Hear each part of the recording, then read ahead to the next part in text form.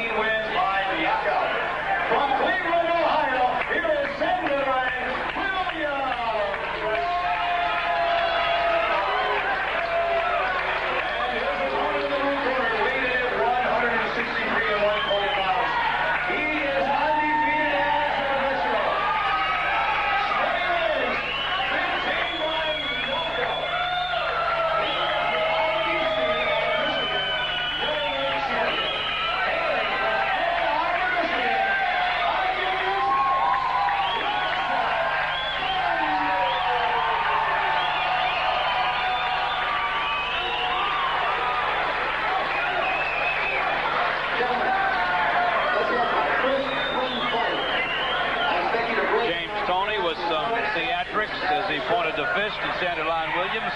He is the IBC and the Michigan middleweight champ. He is, of course, a young man who was headed to Western Michigan on the football scholarship after starting at quarterback for Huron High School in Ann Arbor before a bad broken ankle turned him toward the ring, and it may have been the best break he's ever had. No pun intended, I assume. Here we go. Toney and Sanderline Williams. Keep an eye on Sanderline. Historically, he has not started fast.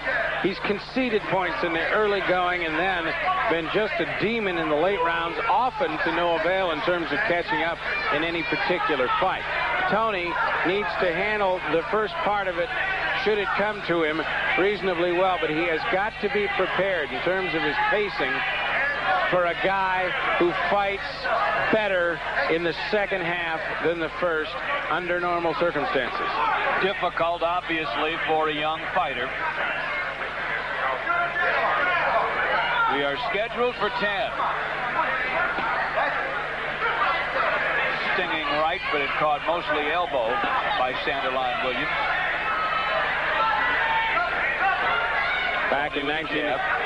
Back in '85, Lindell Holmes had Williams down on one knee, rocked him in their bout, but couldn't put him away. Williams has never been knocked down cleanly. He's been down as far as one knee. Lost a TKO to Lindell Holmes in that particular fight. He beat Frank Tate, a 1980 Olympian. That'll get your attention. Iran Barkley split decision. Nigel Benn, decision that many ringside that night said he won.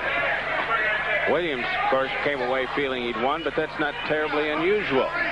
For most of the observers on hand to say so and be in agreement is somewhat unusual.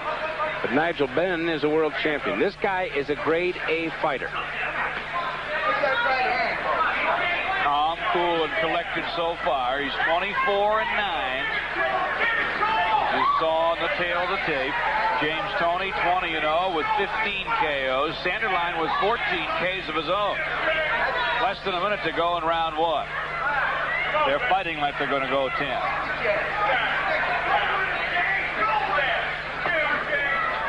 Sticking, running, measuring. Smart start for James Toney.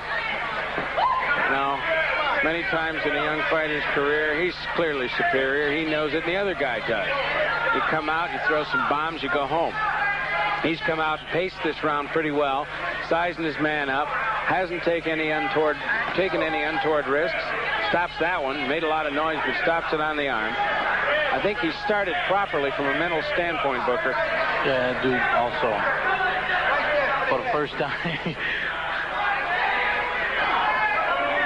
That's the way to do it. I think he changed his mind about going out there trying to knock the guy out. At least early. Yeah, it seems that way. He knows this man can go deep into a fight. He better be ready to go through the 6th and 7th.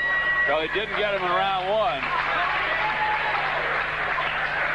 From a style standpoint, I think we talked last month, first of all, defensively, that James was carrying his left hand a little low. He didn't do it that round. No, he sure didn't. Well, with the experience this guy got, it'd be better for him not to at all. Keep the defense a little more traditional, I guess. We're set for round 4 in the biggest fight of young James Toney's life against the very crafty veteran Sanderline Williams. He's more than clever. He is crafty. Hard to hit. Quick hands. It fools you with that a little bit, George. He stopped a lot just by, he almost opens the palm of the glove and catches a punch, a la John Wayne. Used to pull off in so many of his movies. I know. Throw the right hand, Nice flurry by Toney. Toney scored well so far. He has not thrown anything that hurts Sanderline, but he has scored reasonably well. Williams can obviously take a punch, but he has taken some through the first 3 rounds and change here at the Hyatt. Williams fighting on the inside. Toney steps back, scores with 2 jabs. A couple of kidney shots mixed in there by Williams when they were at close range. Just kind of reaching around the elbows to the ribs.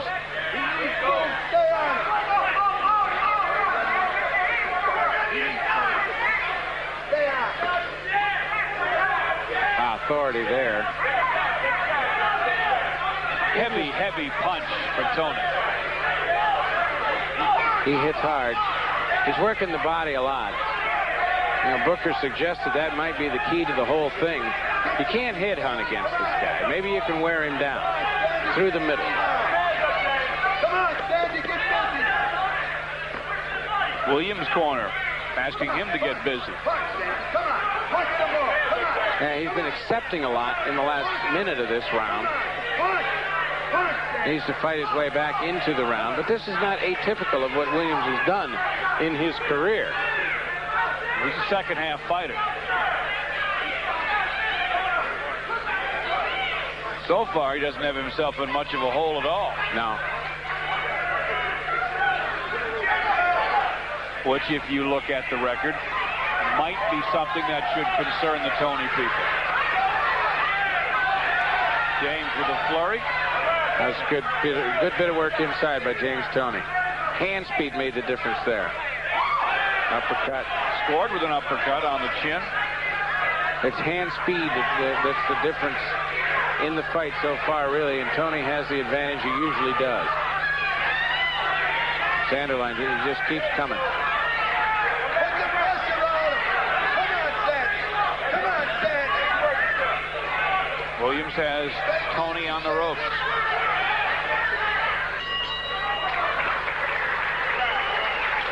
Nice round for James Toney, really. He put in several good combinations. Got an uppercut there that served as a check situation to keep Sanderline Williams from moving forward when he wanted to.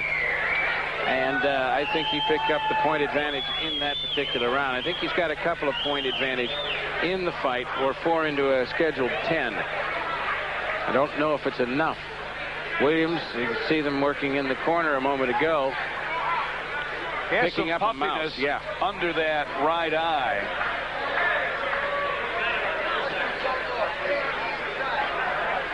You can see it lifting up just a little bit under the eye. So far, George, not threatening his vision as we take a look at James Toney. So far, relatively unmarked. He's taken a few hooks. That was early on, and not too much in the last 2 rounds. I think he's taken the last 2 rounds after they split the first 2. Beck Callan just leaned over toward Toney's corner and said, "Go for it." I don't know if that's the signal that it's time for an expected knockout. Toney, his gaze unwavering as he stared across the ring at Sanderline. James Toney in black.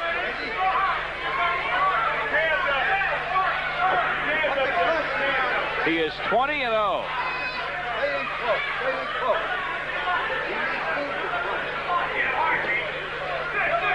High school football star as a quarterback. Now he's taken up an even tougher sport. But you're a little more isolated. during the course of the contest. Kind of like high noon. You make a mistake, you can't go back there and hide behind 10 guys and apologize. Man, nobody's out there but you. This is the manly art of self-defense. good uppercut again by Toney. He's really made that pay off. Sanderline Williams is fighting a fighter with quicker fists and more thunder. But he has, you might say, time on his side.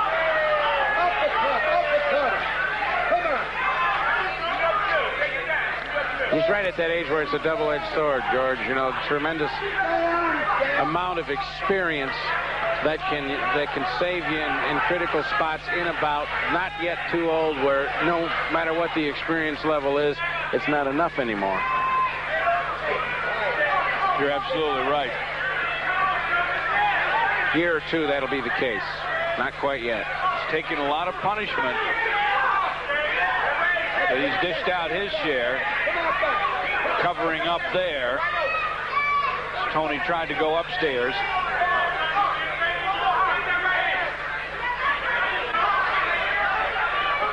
We're closing out now, round number 5.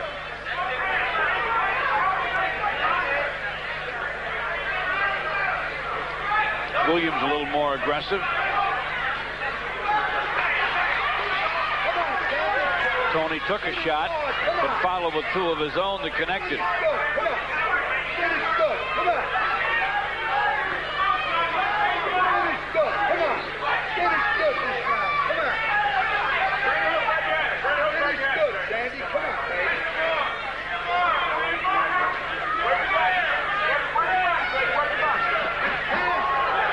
Sanderline Williams with an aggressive flurry, but more of a slap. And round 5's over.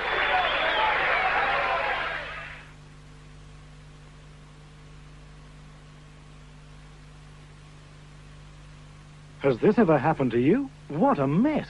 This shirt and blouse have had it. Or have they? Now, there's a simple... So we're halfway through it. I think Toney's ahead. We expected at this point he would be ahead. Now we come into the area of the fight where the hand speed of Toney and some of the things being demonstrated as we take a look at action from round number 5 might not be as important. A lot of folks who know what's going on in this game say from 5 and 6 or 6 and 7 forward, Toney's in trouble. I don't know if he's in trouble, but this is where Sanderline tends to get back into it against folks. That's gone really according to the pre-fight script so far, Chris.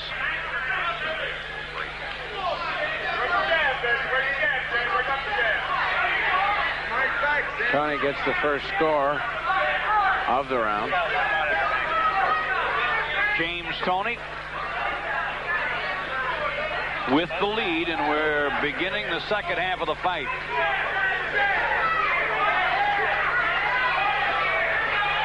Toney fighting working backward.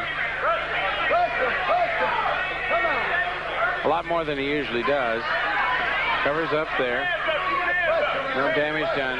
He's fighting backward, and he's checking well with the jab. Some of that work is really nicely done. Toney tough inside and up. Williams actually measured out to be the man with the reach advantage by a narrow margin. But it's only a couple inches. 76-74. Sanderline with a flurry. Toney perhaps a little more confused than anything else. Maybe a little disgusted with himself. He was cruising along in the round reasonably well. And with that, he kind of let Williams back into the round. Now he's going to fight. There's a counterpunch. Now he's going to run into a guy who knows what it's like to time a counterpunch. Does it very nicely. Sanderline doesn't want to let Toney back in control of this round. Oh, nice chop. That was beautifully done. Got him on the chin. A couple of more left score for James Toney. Come on, Sandy. Stick the jab. Stick the jab. Stick the jab right here. Come on. Toney went left a moment ago. quick as you can say it. Stick your move, right hand. Williams connecting inside. Close quarters. Both fighters have been effective inside. Dishing out punishment now. He can't punch on the inside. Come on. Put your off. Less than a half a minute to go in the round. We're completing round 6. It's scheduled for 10. Williams' corner screaming out to get in tight that Toney can't punch on the inside. Good shot by Williams. He wants to fight maybe at shorter range. He's going to try it. Toney has scored a couple of good uppercuts. 2 rounds to go. And if I'm not mistaken, Chris McClure has James Toney up 3 points. Yes. That's what mine adds up to at this moment. Good exchange in round number 8. Give some and get some. Give some and get some, as they say. That's what we're talking about, George. You know, James Toney probably hasn't been hit as often in any of his fights. That was to be expected against this guy. He probably hasn't really had to be as precise with what he's doing, especially on the inside, up until tonight. But he's answered the call. It's been reasonably well paced, considering the amount of time, the lack of experience at this distance for James Toney. He hasn't lost sight of the objective. He hasn't gotten too excited. He did get upset on one rush that came at him from Sanderline, and he has been hit. But he's acquitted himself well. There's a maturity in the ring that everyone hoped was there, suspected probably was, and I think he's demonstrated it given his age and his experience level. Sanderline Williams, the same kind of thing, which has made for a good fight. In Williams' case, absolutely no surprise. They get a little bum's rush once again from Williams, and they kind of collide shoulders there. He'll try and keep James off balance. Maybe score with some shots that he hopes could really sting Toney. I would suspect they feel they're behind. Yeah. In the Sanderline Williams corner here in round 9. Well, he's not stalking anymore. He's taking the big steps forward, but Toney turning his body a little bit and ducking down. But the jab, fighting backwards, but fighting well backwards. Those 2 punches that scored for Toney after he covers up. He's just taking everything on the ribs, elbows. His left arm is going to be real sore tomorrow. Probably going to have to ice it tonight. But he's doing what he needs to keep the man at bay. Yes. Williams not out of gas, but the punches do not have the authority maybe they had a couple of rounds back. He's going to have to draw from some inner strength here if he wants to sting James Toney and give himself a chance. Now, at this point, you have to wonder if he has enough left to do a serious bit of damage. There's that check again. It's half hook, half jab, but it's in the right spot. A minute left, and we're in round 9. 1-2, Sandy. Now you got it. 1-2. 1-2. 1-2. Williams wasted a lot of energy with a shot on the shoulder. He went diving and tried to score with a right. Whoa, he missed with an uppercut left. Came from way back. He's got him worn out now. James Toney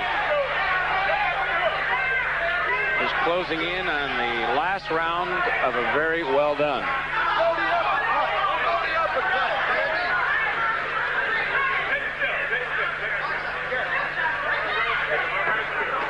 10 seconds left in round 9.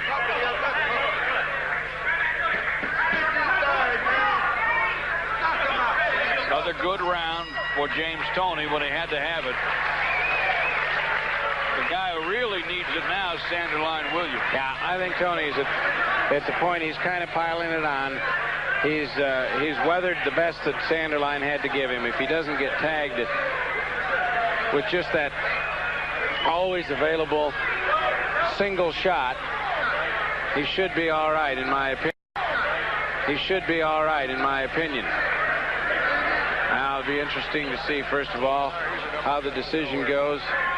A little uppercut stopped on the elbows of Toney, who's been defensively better than I thought he would be, to be honest with you, George, because he hasn't had to fight defensively very much, and that's usually a liability with young folks at about this stage of their, very often it is anyway, at about this stage of their career, in that they've just been wading through folks. They've been beating up everybody they faced, and now you're up against the guy. Can you defend yourself?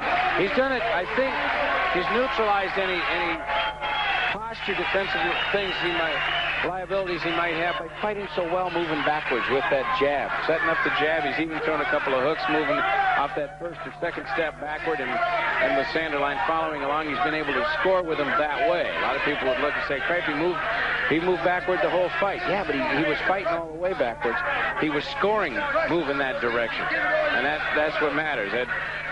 That's good to see, I guess, from a Toney perspective. His camp's got to be reasonably happy with the way things have gone in this. I'm assuming that something perhaps I ought not at this point, that I think James Toney's got this fight won. If he hadn't been good defensively, he'd have been sliced up by now. Williams knows what he's about. Williams trying to score here in the 10th round, but James going to have to walk into one to get himself in much trouble, I would imagine. Round 10, though, and Sanderline Williams, I'm sure, knows what he has to do. He's stalking Toney now. Toney hitting out of the break. Nice right hand. Caught Williams on the chin. Now he backpedals. Williams comes down low and then up. Missed both ways.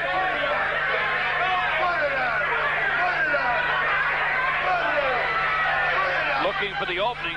The hands are down from time to time for Toney. Yeah. Still ought not do that, especially in the 10th round. You can get yourself hurt in a hurry, but we're more than halfway through the 10th now, and Toney's becoming a little more aggressive. I'm sure he'd like to finish strong. You leave nothing to chance. No. Can't afford that. 7 seconds to go. Or 2 minutes. Speaking of time, we're well inside 1 minute now.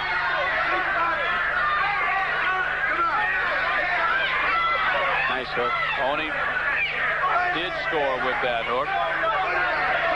Maybe didn't get all of it, but got enough. Williams missing with that wild left. Less than a half a minute left in the fight.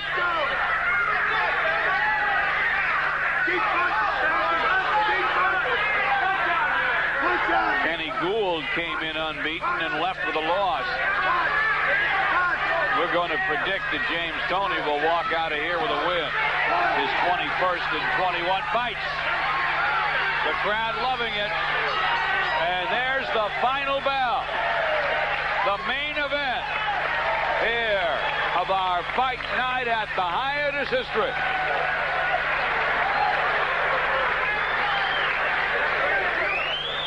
And the crowd is sensing a James Toney win over an oh-so-crafty veteran Sanderline Williams. But Herb Ellison, James Homian, and Chuck McHenry will make that decision, Chris McClure. I think they'll certify that James Toney carried the night. He outboxed his man. He handled some rushes. He took some punches.